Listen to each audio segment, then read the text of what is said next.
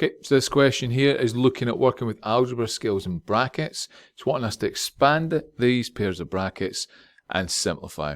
What we have to remember is when we're expanding brackets, when it's a single bracket with an item on the outside, what we're going to use is the technique of crab claw. So using those lines to represent the multiplication and then telling us what elements to work with together. And then when it's a pair of brackets, so x plus 7 squared, remember that's technically a pair of brackets because that's x plus 7 times x plus 7. What we have to use is we're going to use a technique called FOIL, first, outer, inner, last. So we do the first elements together, outer elements together, inner elements together, last elements together. So if we're going to expand them like that, let's use FOIL and do that. So first elements together, x times x gives me x squareds. Outer elements, x times 7, I get 7x. Inner elements, 7 times x is 7x. And then the last element, 7 times 7 is 49. So that first one expands to give me that. Now if you're able to do it without writing the FOIL bit at the side like that, and you're just able to write it down, then bash on. Nobody's going to penalise you for it.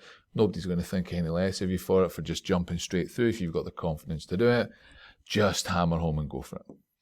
So I end up getting x squared plus 7x plus 7x plus 49. And then the second bracket I'm going to expand using crab claw. So I'm going to tell myself that I'm going to do plus the 6 times the x squareds. And then I've got plus 6 times the negative 10 that's there. So it's then minus 60. Now it wants us to simplify. We've expanded it all to put everything that's the same together.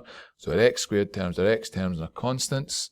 So I've got x squared plus 6x squared gives me 7x squareds. I've got 7x and 7x, that gives me 14x. And then I've got 49, take away 60, minus 11. So there you go. That's the answer to that one. This one here, 3 marker. Your first mark is for expanding one of the two parts here. So for example, expanding the squared bracket.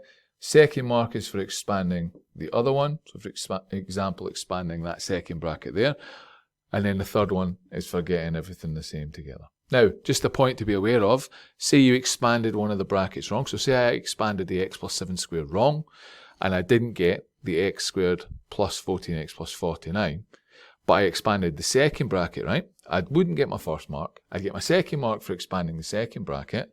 And if I simplified everything together correctly for the wrong expansion, so i.e. if I only had 7x rather than 14, and I then simplified that all together and I had 7x in there, I actually have simplified the wrong expression correctly. So I've used the technique of simplification correctly, so I'd get a mark for that technique. So I could technically still get the third mark as well, even if I make a mistake and I get something wrong in that first 2 set of steps.